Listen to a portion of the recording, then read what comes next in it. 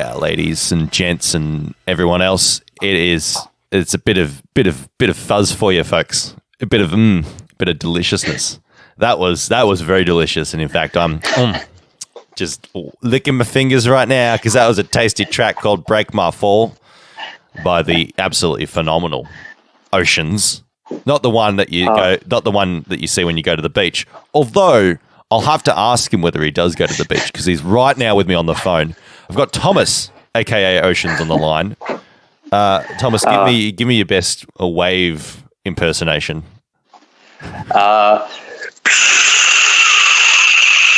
Cool. That sounded like your EP. Interview done. See you later. How'd you like that? That was my weekly dose of bagging out shoegaze artists. Yes. The old white noise and vacuum cleaner memes. I've seen them all. Don't worry. I thought I'd get out of my system early, so I didn't feel like the interview was just a pummeling, just an abuse session rather than an actual interview. Don't worry, us shoegazers are used to it. We're the whipping boys, sad boys, whatever you want to say. Yeah, but you see, if you elongate that whipping sample sound, add a bunch of reverb, possibly invert it, you're there with a great little sample. I think that's the start of a great shoegaze song. So yeah, don't tell anyone, but I think you figured out the secret to shoegaze, and quick boys, let's lock him up. Guarded secret. Yeah, he knows too much. If I disappear within the next, as this episode's released, what's happened to me. I've been I'm sitting on the torturing board, and they're stabbing me slowly. I think Kevin Shields dropping in with a parachute just to with a SWAT team coming to lock you up. They're using my screams as samples. I'm going to be powering the industry for the next 20 years. That was Loveless, I believe. Just tortured screams. I want to properly let's do this properly. I want to say hello and welcome to the show. How you going, by the way? Thank you so much. No, it's really awesome to be here.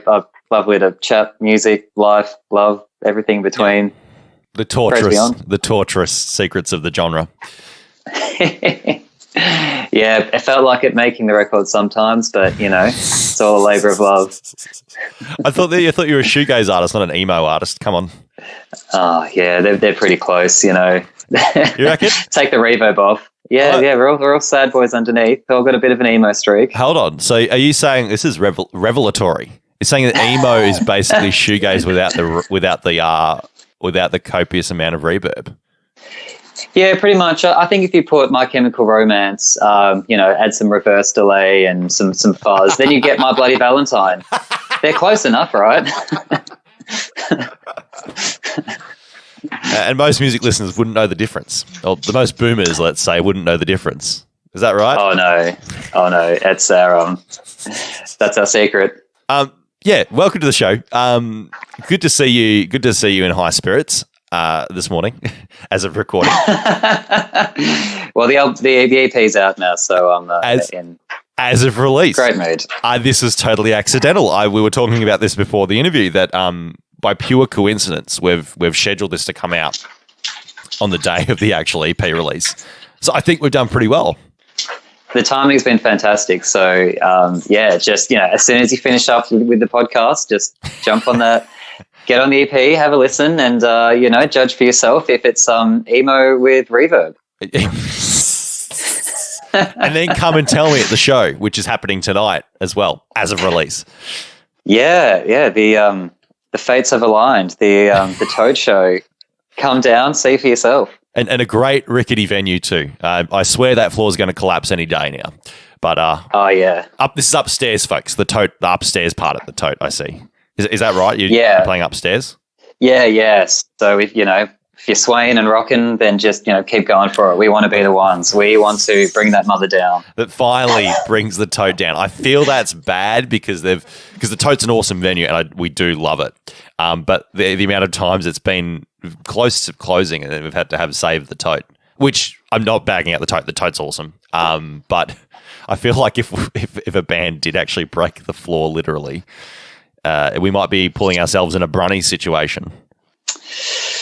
Yeah. No, we'll definitely keep that bastion alive. So- We'll try. Which is funny because for those of you that aren't in Melbourne may not know about this, but the Brunny, actually, where were you, before we explain what happened, where were you the night that the Brunny happened? I feel like it's like the Melburnians version of where were you when the moon landings happened? Where were you when the Brunny got flooded? Yeah, no, I just think I've heard about it in a house party randomly, just sort of shocked, and everyone's devo. It was institution. so bad. Yeah, it was a shame. But for those of you that are outside of Melbourne, or are just not in touch with what's happening down here, a few years back, one of the most well-known Melbourne venues, the Brunswick Hotel, got flooded, and not from rain or anything. I think it had survived that for a good 150 years, the Melbourne weather. But no, it was a fire hydrant, and it was funny because I knew somebody that was actually there when it happened, and they go, "Yeah, 1 minute we're just out in the back courtyard talking. Next minute there's just water flowing down the incline." And we're like, "What?" And then we looked in the alleyway bit, and then there's just water flooding in. We're like, "This isn't normal." But somebody had run their car off the road onto the fire hydrant, and it's one of those ones that sticks up out of the ground, and it just and the rest is history, I guess. Archie wasn't happy about that. Archie, I think you've triggered him. You've disrespected the good name of a great venue. I will not tolerate that. Yes. But Archie's your dog, isn't it? Because you were just mentioning that before we started recording too. Yeah, Archie's he's a little 6-month-old poodle, Bichon, and just a great lover of live music venues, and tough memories for him. Oh, do you actually take Archie to your gigs? One day I would actually love to. He's sort of our unofficial mascot. He's snuck his way into all sorts of interviews and and photos and everything, and Instagram posts. So I mean, how much does it take to be part of a band? Like, that's a band member if I've heard of it. Yeah. He's the official second member of Oceans. That's it. You're no longer a solo artist. Yeah, I mean, he was my inspiration, really. Break My Fall was written all about Archie. Yeah. Wait, legit? Or you're pulling punches here? Come on, Thomas. Yeah. The fans have got to know. I can't remember what that was about. I think, the first thing... Most artists come on, Thomas, get professional. Most artists at this point go, oh, yeah, it's about the vibe, da-da-da-da-da. They make up a story. You're just like, nah, can't be fucked. Yeah, well, I think that was actually wrote that with my drummer, and then we were just rehearsing for the EP, and we were never going to put that on it. We kind of thought it was a joke. We were just I remember, because I was playing this ridiculous, the loud chord, strumming thing, and he's going crazy on the drums. I'm like, how fun. He's like, do, do, do, do, do. So, we're playing the riff, and then we're just like, all right, yeah, that was a good joke. Now let's actually get back to the music. And, we start playing and rehearsing, whatever. And then, the next week we'll come back and we're like, should we play that riff again? And I'm like, yeah. It's like, does this slap? I'm like, yeah, I think this kind of slaps. And then we just started writing more and more. I'm like, oh, we got a song here, which was wild because, I don't write songs with other people generally. And this sort of came out of a jam. I'm like, oh, is this what, playing with others is like? So then, that's when the band idea came out after that. So yeah, I pretty much went from probably 7 years writing solo in my bedroom to, let's play with people. And they're also amazing musicians. So it's fantastic. I was going to say, it's a great example of that idea that if you're just fucking around, remember what you fucked around with, because it might actually be a great song. Yeah. I think I heard the Beatles say that they actually didn't write anything down, but they'd say if it was worth remembering, then they'll play it next time. And I have to say too, you've done pretty well so far. I see your previous single, Come So Far, has done quite well.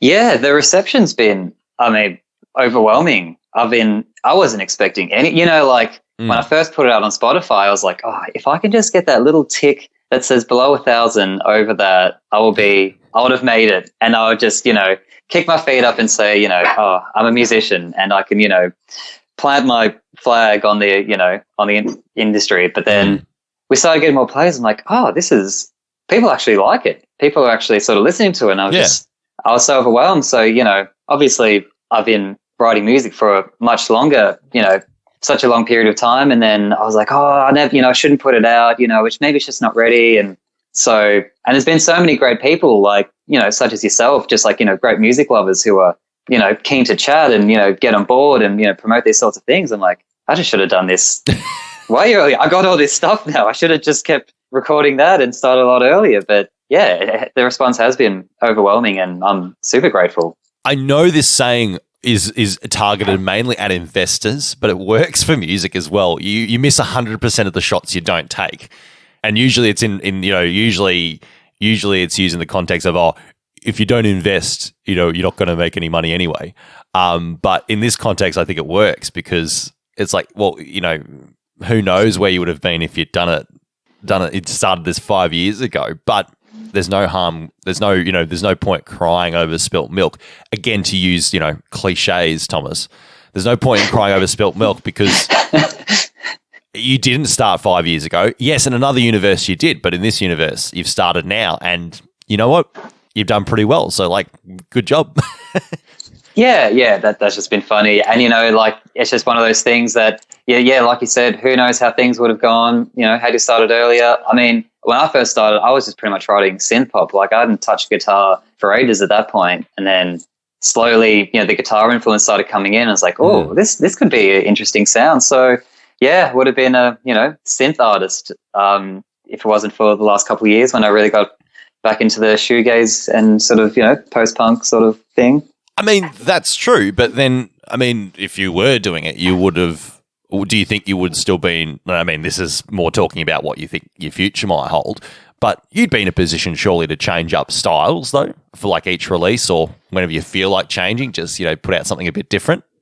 I think so. I'm really actually keen on baritone guitars at the moment. And at the end of lockdown, I bought at the start of lockdown, just at the end of 2019, I bought a bass 6 and just started writing all these like, sort of Cure-esque baritone, sad songs. And I was like, oh, this is pretty good. I think I can, keep this up. And then, just throughout writing while we were, in our extensive long lockdown, I pumped out an album and we're in the midst of recording that now at Birdland. So it'll be a vast shift, I imagine, but I'm really keen to give that sound a go.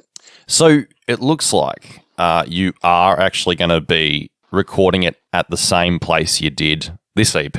Is that right? This EP was done at Love Shack in Footscray, which was with my good friend Aidan. He's a really amazing engineer, and he's came out of WA originally, did some stuff with Nick Albrook, and he picked up the vibe super well.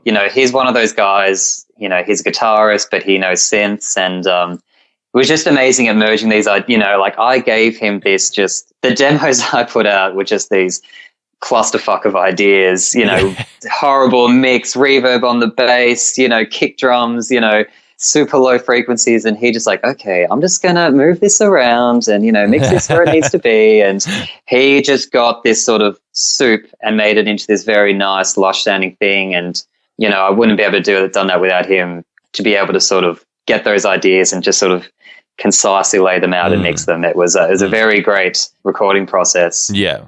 Yeah. Oh, so you've actually switched up where you've recorded the album compared to where you've done the EP? Yeah, I think for this one, I just wanted to, I'd say for the album that I'm looking at now, it's a very sort of shoegaze. There's no sort of, electronic and these other ideas, which I was maybe aiming for in the EP. I wanted to go for a bit more of like a classic sound, like, big, loud, washy drums with your, baritone guitars and, all this fuzz. And, I hooked up with Lindsay Gavina, and he knows all about that. And he's done a lot of these great Aussie rock bands. And I think he'll just get that tone and, really nail that shoegaze sound, which I'm keen to put out, hopefully end of this year, maybe next year. Yeah, sounds exciting. Sounds super exciting too. You're that busy. I mean, because when did you then? So when did this EP get recorded compared to? Well, because you're doing the album now, yeah. But when did this EP get recorded? So this EP was most of 2019 and a bit of 2020 in lockdown. Actually, it was like we were so close to having it finished. You know, we actually dropped a few songs because it was a lot more electronic at the start, and then we just sort of throughout that writing phase, like I was talking about before, playing with a drummer. You know, we started getting some more rock and shoegaze influences. So we tacked on a few songs toward the end, but that was just when we started doing the, you know, Melbourne lockdown. So, you know, by the time we had everything done, we just had a few more instruments to go. So I was like carting a microphone between houses, like, you know, recording stuff, you know, just at home and, you know, making sure it sounded okay. So yeah, we had to ditch the studio for home recording toward the end. So it was really lucky that we got to get it finished in time and sort of not delayed by another 6 months. Yeah. So it's like that. This really was a case of the pandemic kind of fucked things up for a bit. Oh yeah, you know, it affected everyone in different ways, but you know, we found a way to get through it, and you know, it's not ideal, you know, trying to record music with a little puppy barking in and ruining your good takes, but just COVID comes in, no, do a better take, and just leaves. The floating virus. I think which show was it? Spitting Image was playing around with that idea where it's actually the virus was actually a floating virus, your head-sized virus. Oh,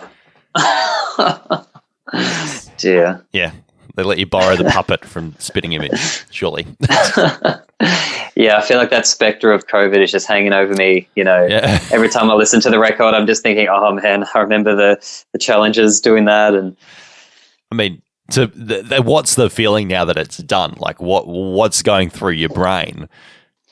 Oh, it's amazing having it done. I think there'll be a part of me that will always, I think sometimes I can be a bit of a perfectionist, and you just think, oh, you know, like maybe I want to keep working on this and keep working on that. And the problem with hanging on to songs for so long, you know, just kicking around the computer for ages, was just that you just kept tinkering away at them. And I think now that it's released and there's been a bit of time, I can just finally let go of them and say, these songs are out. They are there for what they are.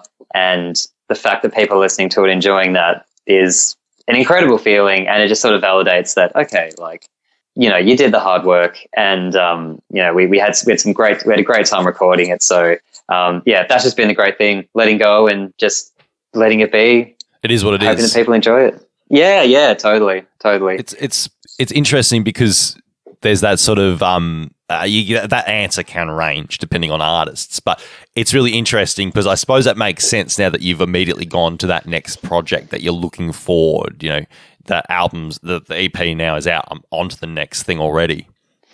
Yeah, I think the thing about that is it sort of validates you as an artist, that you say, okay, well, I can go in, you know, and write songs and record, and I think it takes away the sort of insecurities that come with first releases, especially when it's sort of like a solo project, that there's no, you know, there's nothing to hide behind. It's just you and decisions you make. Like, I think back to, you know, the earlier days, like, you know, tweaking a snare, like the EQ, like, you know, for hours. And I'm thinking, what am I doing with my life right now? What am I doing with myself? And if you can just give yourself up. And that was it. That was kind of like the level of, you know, detail and you think that you need to go into. But I think when you just sort of surrender yourself to someone is going to mix this for you and just, you know, get those good sounds and just focus on the songwriting, that's all you really need to do. And, you know, that's why I've been able to do this album like way quicker, which is because I'm like getting the bare basics down and getting the ideas, and then go into the studio and then let all the magic happen there. It sort of comes back to that idea you were mentioning, the inner perfectionist.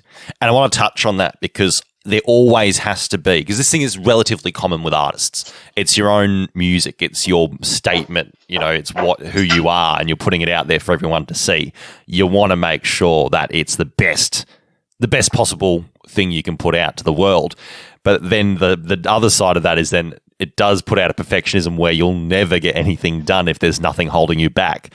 So what I want to know is who is the person that does that for you? That is what I call usually an umpire. They're the ones that just say, right, that's enough. No more tweaking with the EQ on the snare. who is that person, and what do you think has caused them to take up that role? I mean, I think it just comes down to the engineer that you're working with and that what sort of relationship you have. I remember working with Aidan, and we'd go through a lot of takes. We'd go through a lot of like sort of mix revisions, and usually we're sort of on the same page. Like, you know, so like Come So Far was sort of like towards like the, you know, third or fourth mix revision that we're sort of thinking, okay, no, like, oh, we've done it. Like we've nailed the vibe, and we're so happy after that. And then for other songs that probably that were just much more simple, we would just say, yeah, like that's pretty much it. Not much needs to be done, because if we go back and we tinker with it, we're just going to be, you know, making stuff louder than just making it quieter again, sort of thing. So that's essentially what it comes down to at the end. You're like, you got to step back and go, yeah, this is really just another way of adding or minusing gain. Essentially. And, you know, like I look back on some of my mix notes, and then I'd say like, you know, the same thing twice. I'd be like, okay, now let's put that snare. Okay, let's put that a touch louder. And then on the next note, it's like, actually that snare's a bit loud, and putting it down. And I could just, you know, mentally picture him now just like tearing his hair out. And, you know, but like, you know, like I was very fortunate to have, you know, Aidan's a very patient guy, and he will go through those little mixes, and he will, you know, spend that incredible attention to detail. And whereas now it's funny with the album, like I'm way more chill, and it's sort of just like, yeah, like this is the vibe, like this is what we're going for. And, you know, as long as we, you know, the performances are good and we try to get in the studio, we're not really going to that, you know, level of detail, because, you know, he might just say, honestly, you don't need to do that. Just let it be, man. Is that pretty much the vibe we're bringing to this next record? Yeah, that's what I think. And I think it'll just be a liberating process of recording something and getting it out there, and just letting it be what it is. Is it because by that point Aidan had pulled out all his hair and he'd gone bald? Now, I haven't met him, but he didn't look noticeably, you know, from all the stress, less covered in hair from start to finish. I might have worn him down. Look, I'm going to blame it on the global pandemic. That might have also had something to do with it. But you know, a high maintenance client won't help to add to the mix. Let's just blame it on COVID. Yes. Yeah. That thing that, you know, didn't do anything last year. Yeah. No. Yeah, no, of course. What was 2020? No. When did you go into the writing process though? Because you were mentioning a bit about it before. In this case, you know, was it Come So Far? You said was just a riff, or was it Break My Fall? Oh yeah, Break My Fall was just this big, that sort of chunky riff with my drummer mate. Yeah. Is it always the case that you have to do a bit of collaboration before you can get a good idea? Or is it more a lot of the cases you have come up with a lot of these ideas just by yourself? Yeah, I was recording all the instruments but the drums. So we were just sort of going through, you know, step by step. And my demos were pretty much, I didn't really change it up at all when I went to the studio. It was more just trying to, you know, clean up all the copious amounts of reverbs and delays I was putting on things, and trying to etch out a usable mix. But now, you know, I'm playing for the album. I'm playing with a band now, and you know, we've got a person on each instrument, and that's just freed me up so much. So to have everyone come in and add their little bits, like, you know, I'll have a guitar pedal, like a pedal board that looks like an alien spaceship, and then my other guitarist Dwayne will come in and he's got an equally massive pedal board. So we're just getting all these like crazy cool textures, and everyone's adding their own style on things, which is awesome. Yeah. So was that something, well, actually, what was the reason for deciding to have more of a collaborative effort on this next project?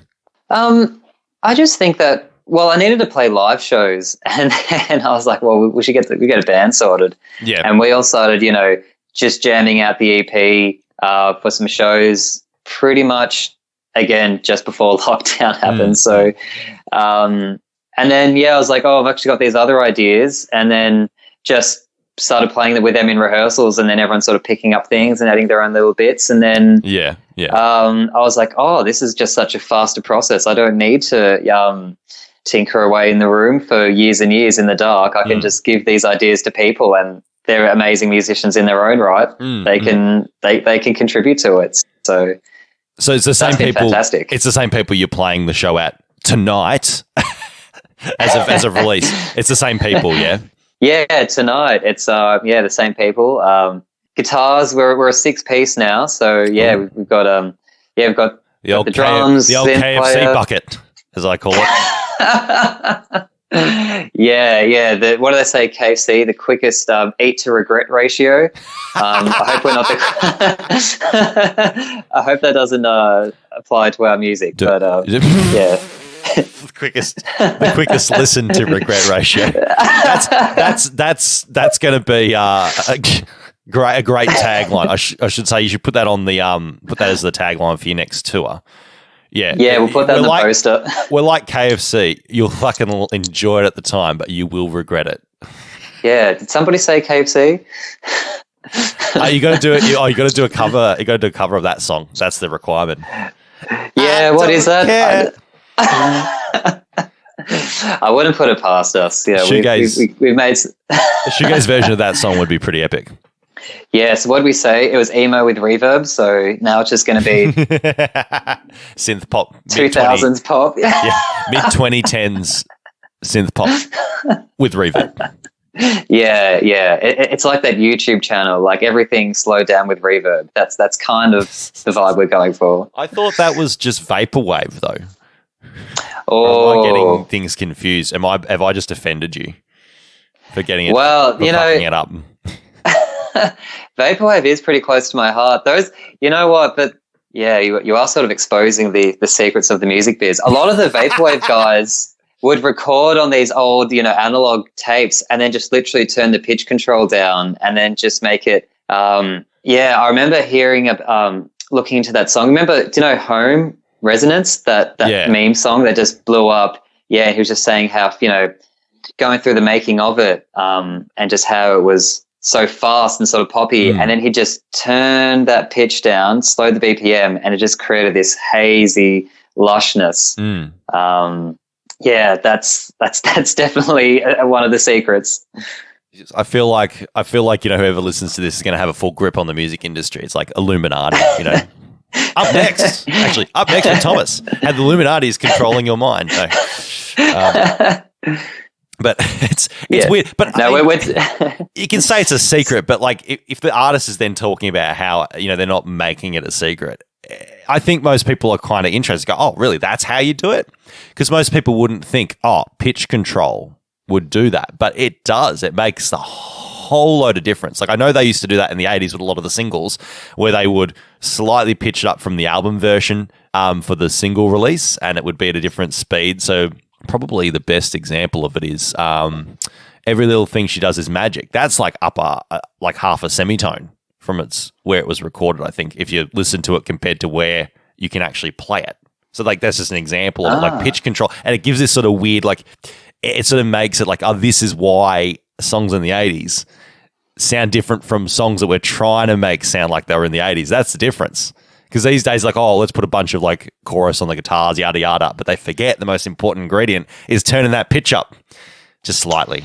And it's just it's those perfect imperfections. If you're recording to tape and you get some wobble and flutter, then that sort of gives it that nostalgic sort of vibe. And now we've got a plug-in to do that. That's so this artificial like vinyl. I'm like, mate, I'm streaming this on Spotify. This ain't a vinyl, so.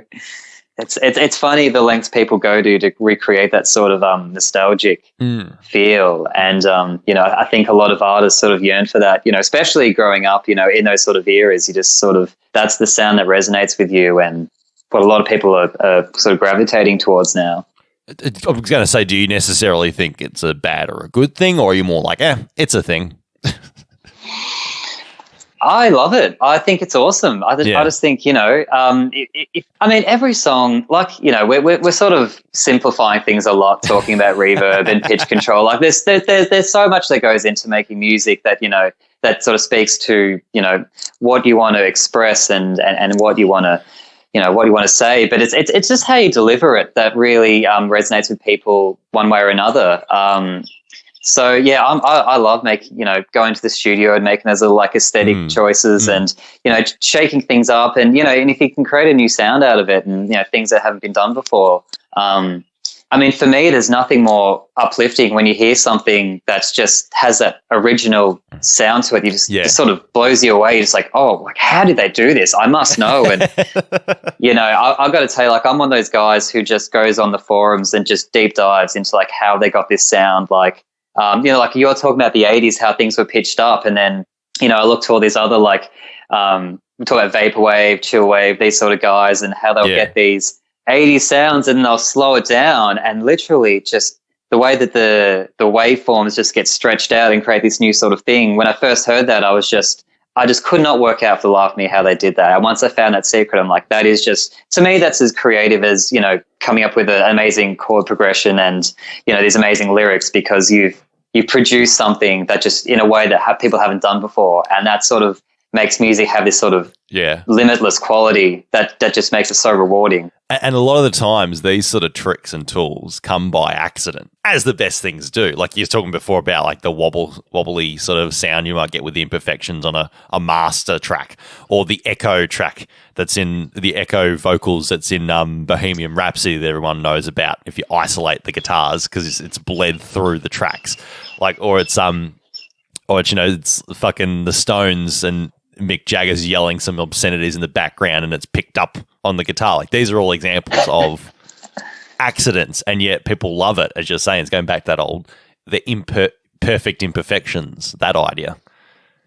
Yeah, absolutely. And, that kind of harkens back to what we were talking about before about trying to make things perfect. And, maybe for like new artists, they want to just chisel out every frequency that doesn't need to exist and just try to get this perfect thing. But, the learning experience for me putting out this EP has just been to let things go and just to let things be. And, people will hear it differently from you as well. Because I think once you spend those late nights mixing away and hearing things, 1,000 times, you hear things that people should not be hearing. This actually segues really well into what we were going to talk about. We mentioned beforehand because soon we're going to be playing one of the non-single tracks back to the start off the EP, and this you reckon was a really good example of that. So I was hoping that you could explain what you mean by that and explain, I guess, how the reception has been for the song for the people that have heard this song compared to your own experience.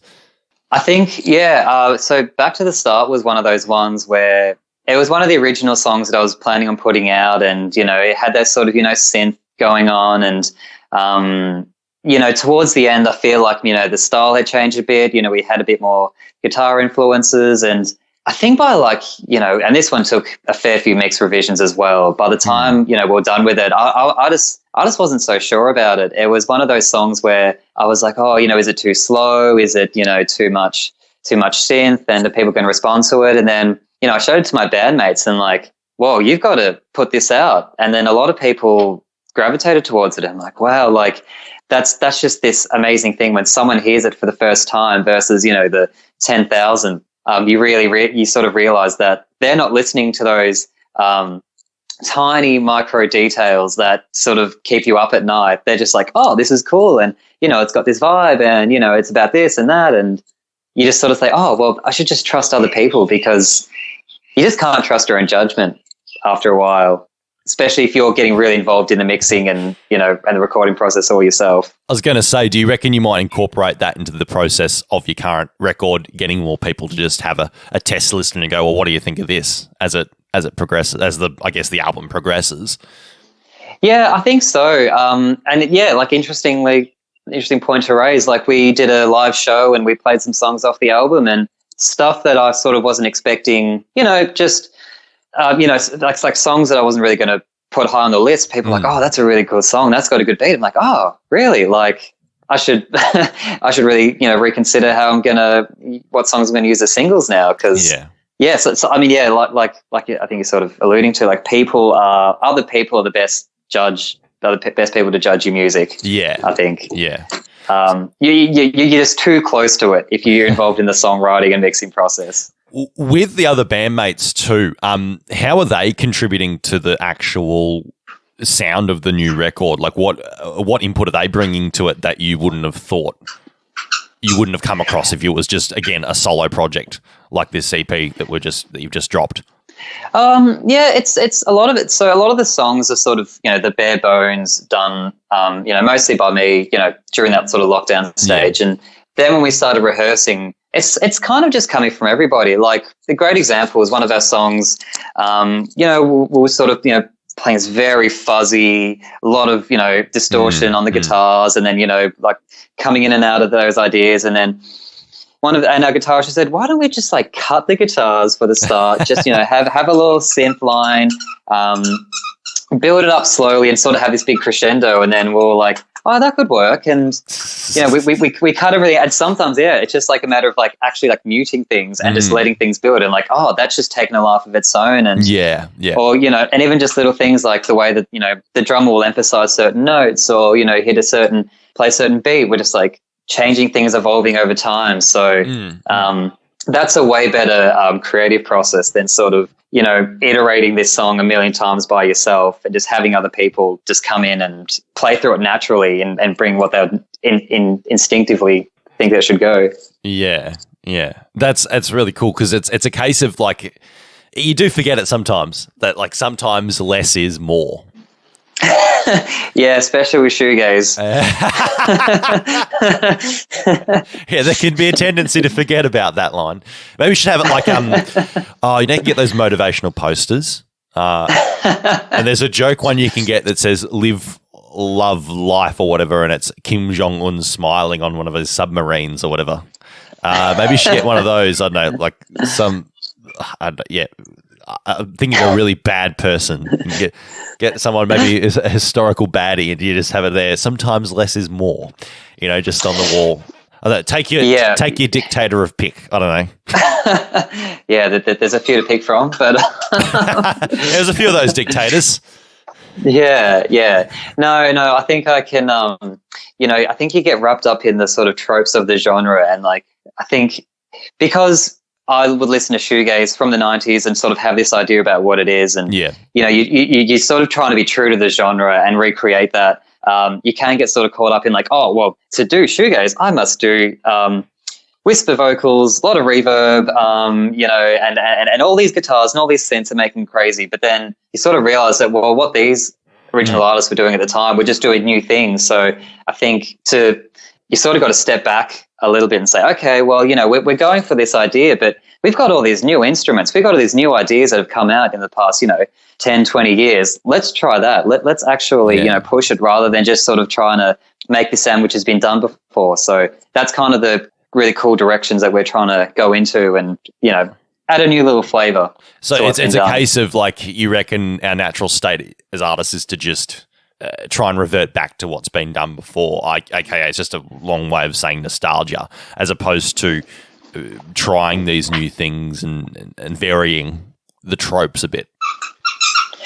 Yeah, I think so. I think, we just hold our influences in such high regard that we just want to, do right by them and not sort of, shirk away from what we loved, I suppose. And there definitely is a bit of a fear of sort of stepping into the unknown and, trying to experiment a little bit more because then you think, oh, well, what if people don't pick up on it and what if people don't like it? But I think for, to have really great inspiring music is just to sort of step out of your comfort zone and try to push things in a different direction. And if people respond, that's great. And if not, then, just keep trying because you can just keep writing music forever. It's just infinite. So there's no point limiting yourself. Yeah. So you just found it easy to just keep writing new stuff then?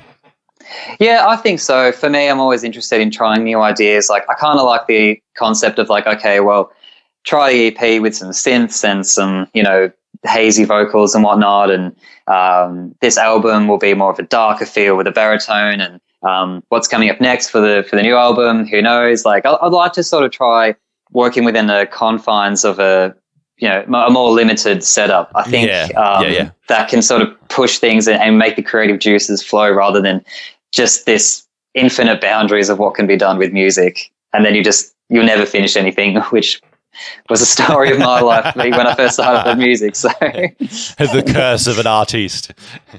It's a never-ending struggle. Yeah, it is a bit like that. So, I mean, it's going to be really exciting what's going to be happening, and the fact that you're going to be just pumping out new tunes, which is awesome. It's awesome. For those listening as of today, of course, as the day it's released, what can people expect from the show tonight? Or, in other words, for those of you listening after the show, what the fuck did you miss out on?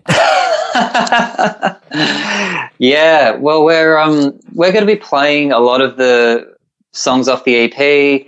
We're starting out with these songs from the album, so because I got to switch guitars around, we're starting with the baritone songs on the album. So that'll be a very dark, moody sort of start, and then also and it'll pick up as it goes along. But we've even got some more unreleased tracks from a side project that I started in lockdown again, of course, because what else can you do? I started chatting with some other shoegaze lovers on Reddit, and they're out in Bristol, out in the UK, and it just sort of started out as this one song idea.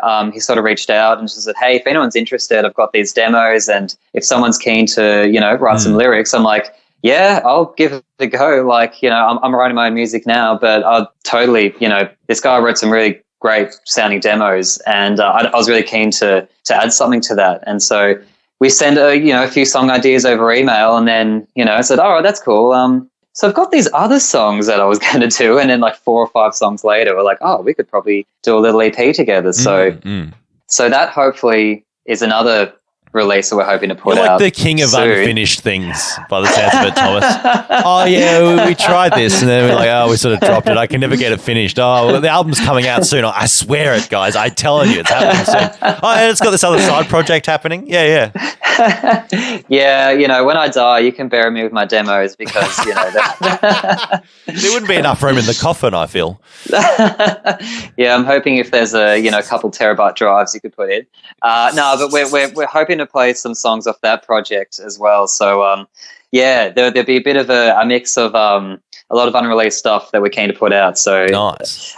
Until we get to the studio, we'll have to make do with live. But yeah, that's really exciting too. So you can hype them up. You can get good. It's a good way to sort of gauge which ones you can keep on the record, depending on how much people like them. Wink, wink. Yes. Oh, yes. You really like the new track? Yes, I'll write that down. Yeah. Yeah, it's always the ones you least suspect, I've found. So, I might need like a little applausometer and sort of, keep a record of how much cheering goes on for each track. So. Yes. He says that as he pays people to be plants in the audience to purposely clap him on the songs he likes, to try and engineer the audience to say, these are the ones that are going to be on the record. You must clap for my beautiful ego. Yes, please feed the ego. I've got purely woo girls coming to the audience. We're doing the odd Beatles strategy. So. Oh, okay. That hasn't happened. Talk about being nostalgic. Hey, gotta learn from the best. You gotta. And I feel like you're putting out the best, Thomas. It's been so much fun having a little chit chat with you today. Yeah, thank you so much. It's been amazing. Love talking about music and exposing our little secrets. So exposing the lies, the fraudsters that we are. Absolutely. No, honestly, all the best. Hope the EP does swimmingly, and I hope when the album comes out that does even better. And best of luck for the show tonight too. Hopefully that goes well. Yeah, fingers crossed for those who are listening afterwards. They hope everyone enjoyed it. So thanks again, and have a good one. Where can people find, obviously, your music too and your socials, if they did miss out on the show and are busting to see your next play? We're Oceans on Spotify and all the sort of streaming services, and Oceans Music Oz on Instagram. That's my social media platform of choice. We'll put all our updates there, so follow us there and get all the updates. Nice. Thank you. Yeah, thanks again for coming in too, Thomas. All the best for the rest of the year as well. We are going to play back to the start, as we were saying before. Do you want to just give us a little introductory sentence to prime the ears? Because it was a good 15 minutes ago when we were talking about it. My memory is like a goldfish. This is my third song off the EP, Back to the Start. It's a little synthy number with a lot of fuzzy guitars, and I hope you enjoy. And who are you? I am Oceans. Brilliant. Thank you. Cheers.